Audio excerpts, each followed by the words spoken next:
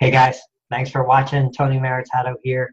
So I'm going to talk to you about creating a Medicare patient responsibility calculator in Google Sheets. I'm going to show you how you can integrate basically an invoice. I would not use it as a super bill. It's an invoice payment tracker. This is for somebody kind of starting out fresh out of the gates. You don't want to invest a lot of time, a lot of money, a lot of effort into a full-fledged system for accounting for your patients. So this is going to be a cheap, easy, kind of quick one to go to. So I'm going to share my screen and let's do this together. Okay, so this is just a rough look at what I've got. And we're going to go through this part by part, so it's kind of a long training.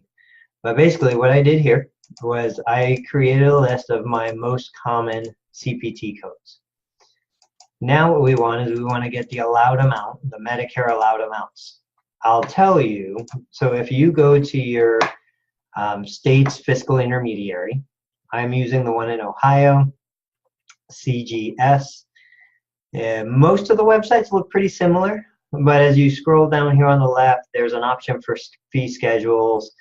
If you come out here, this will take you out to the actual cms.gov website. And so if you go to the fee schedule here, 2017 is what we're going to look at. I can use a list of CPT. I want my local MAC, and we'll talk about that. And so here, I need an eval code, I need an exercise code, a manual therapy code, a neuro-re-ed, and a therapeutic activity. And you're going to choose all modifiers, and you're going to choose your local MAC. For me, it's Ohio, so I'm going to jump into Ohio and hit submit. While that's loading, here they are. If I come in here, and this is kind of interesting. So this is CGS, that's our fiscal intermediary. When I come down here, I choose Ohio, I choose 2017, 97162. I choose an evaluation code, I hit display. And what's interesting is the participating provider allowed amount shows 78.94, but here it shows 79.60. And I can tell you that we get paid based on this fee schedule, not the other. So using this, let's create kind of our list. And what I'm going to do is I'm going to pull that out.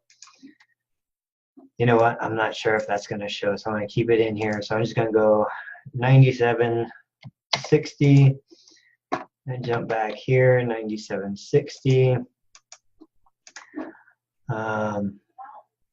Therapeutic exercise. Next one is manual therapy. And just so you can see, these fields under this 80% column, this has a formula so that it's calculating 80% of the allowed amount. And then on my 20% column, I've got a formula calculating 20% of the allowed amount. If you need help with formulas, just let me know. They're pretty basic Excel spreadsheet type formulas. And then we've got one last one, therapeutic activity. Okay, so here are our calculations. This is the Medicare allowed amount. This is 80%, which is what Medicare pays after the Medicare deductible has been met. This is 20%. The 20% is either paid by the patient, if there is no secondary, paid by the secondary in full, or paid by the secondary after the secondary deductible has been met, or if there's a co-insurance. It's not unusual here in Ohio that secondary plans will have a 20% coinsurance, in which case, try to stick with me, Medicare establishes a dollar amount, an allowed amount, and Medicare pays 80% of that allowed amount. Then the 20% goes to the secondary. The secondary pays 80% of that remaining 20%, and the patient's responsible for a net total of 4% of the total allowed amount. I'm not going to spend the time to get into it that detailed, but that's part of it. The one thing that we don't have yet, that I'll try and set up in a separate video, but is this MPPR. And what that is, essentially, it's the reduction in reimbursement for multiple procedures. And so that's worth its own kind of topic. But just to give you a rough idea, not including the MPPR, let's just say, for example, this is a situation where I've got a patient who comes to me first of the year. Neither the Medicare deductible nor the secondary deductible has been met, in which case I treat that patient and I provide 1 unit of exercise, 1 unit of one eval, 1 exercise, 1 manual. And so what we end up with here, because the deductible has not been met, let's see here. I'm going to pause this and set up my formula one more time. Okay, so the patient responsibility is 100%. So before I paused the video, that was set at 0. Because no deductibles have been met, patient's responsible for 100% of the allowed amount, which in this case comes out to $140.59. And so how do I charge the patient? Let's say we said this was date of service New Year's Day. Super motivated patient, they came in New Year's Day. Here is where I can put my CPT code, 97162, and if you want, physical therapy evaluation, quantity 1, unit price. This is the full Medicare allowed amount because no deductible has been met, 79.6. Total amount due, 79.6. And then basically what I've got is I take, because we got 2 more dates of service, 97110, therapeutic exercise, quantity, we did in this example 1 unit, allowed amount 3169, and then our last one here, 97140, manual therapy, 1 unit, 2930. So at this point, the patient owes $140.59.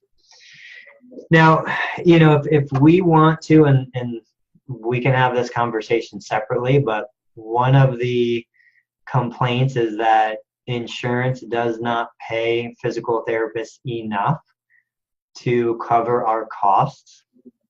I can tell you in my practice, a typical treatment would be 1 evaluation for a first-time visit, usually 2 exercise, 1 manual, or 2 manual, 1 exercise, whichever, depending on the patient's condition. The allowed amount for that is $172.28. That's above most cash-based physical therapists' billing rate at $150. So, Medicare is an outstanding payer, and with that, Medicare pays typically within about 10 to 14 days of claim submission. So let's just update this. Let's say 2 units, and we said it was 6338. Okay, Oops. Sorry, I forgot that that was already calculating. 31.69. Okay, so here we go. There's our charges for today. That's what the patient owes.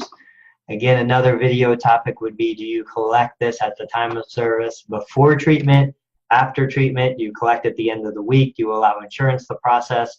There's a lot of things for you to decide as the practice owner. But now let's say patient comes back and it's treatment number 2. They come back in on the 3rd. Oops. And so let's just, for the heck of it, say Medicare deductible has been met, secondary deductible has been met, and the secondary has a 20% coinsurance. So when you do the calculations, it tells you that the patient's responsible now for 4% of the allowed amount. So if I come in here now, it's a follow-up visit. In this case, let's say I do 3 exercise, 1 manual. The patient's responsibility is 4%. So here, I can pull this down. I can pull this down. Come out here. We said 3 exercise, 1 manual. And what we're looking at is the 4% rate now, which is $1.27. And then we're looking at $1.17. And looks like just because of a little bit of rounding, where this calculator gave us $3.80, this calculator has given us $3.81. I would bias on the higher side and refund the patient if I over collect. So now the new total is $177.26. Obviously you have your logo field, your company name, you know, rendering provider, yada yada. If you want to use something like this as a super bill, you may. You just need to add a little more information, but I'd much rather use Office Ally to generate my super bills. But now let's say I want to print this out and give it to the patient. The easiest way to do it in Google Docs is to click, I'm holding the left click button down. I'm going to drag down and across to here. I just realized that this, oops, sorry about that. This needs to equal that. Here are where you may choose to put some discounts, you know, if you're offering a 10% cash pay discount or whatever it may be. You have to be kind of careful with Medicare and offering discounts. So I left all of that blank. But basically what you do is, again, click, drag down and across, let go right there. I go to print. Right now it's showing me the whole sheet, but if I choose selected cells, all of a sudden now it just is showing me my invoice. And from here, obviously, I can print it. Let's say the patient makes a payment on the 3rd. So I usually come in here, patient payment, check number, and then I can come out here and I can say, so because these charges are in the positive, a payment is going to be in the negative. And so let's say this patient pays negative $177.26. Amount due is 0. And now I want to make this a receipt. I do the same thing, highlight it, click the print button, come over here, selected cells. And so you can see that the balance due is 0, patient payment is right there. You've got each line item. Certainly, maybe if anyone's interested, we can make a more comprehensive invoice receipt that shows what the insurance paid, what the secondary paid, any contract adjustment. But most patients are going to be more than satisfied with a receipt like this. And so if you need anything else, just let me know. I'm going to make this video end here. I will make this spreadsheet available to anyone who asks. Just in the comments below, say send me spreadsheet, and I'll send you a link to the Google Drive where you can download it. Actually, one more point. So I would use this as my master template. And then what happens now is you create duplicates of it. So let's say I come in here, I right click, I say duplicate. Then I come here and I go to rename, and let's just make up a patient's name. This is Joe Smith, right? And so here is where we have, you know, Joe Smith, and we have all of Joe Smith's information. And then the next time I come in here, I duplicate it. I come in here, I rename, and now I have Jane Doe. You know, and then I get another Medicare patient. I come in here, I duplicate it. I rename it, and I say Jones Bobby. And now what I would do is I would keep these in alphabetical order so that, let me see if I can just get rid of that. There you go. So that as you're searching over time, you've got them in alphabetical order, and you could have 100 of these tabs. Everyone has their own invoice. Everyone has, you know, whatever their patient responsibility calculation is. Everybody has their info, and then whatever else you need, you know, like maybe this patient wants you to collect weekly. Maybe another patient wants to pay daily. This is just a really handy functional tool to keep track of this stuff. So let me know what you need. I'm happy. I'm going to keep putting content out like this. I think it's important. I think we could all learn and benefit from it. In my next video, I'll talk about the Medicare, you know, what our actual collections are from a Medicare visit, a 4-unit Medicare visit, because I bet it's not too far off from what you're getting now. So you guys just let me know what you need. Thanks for watching.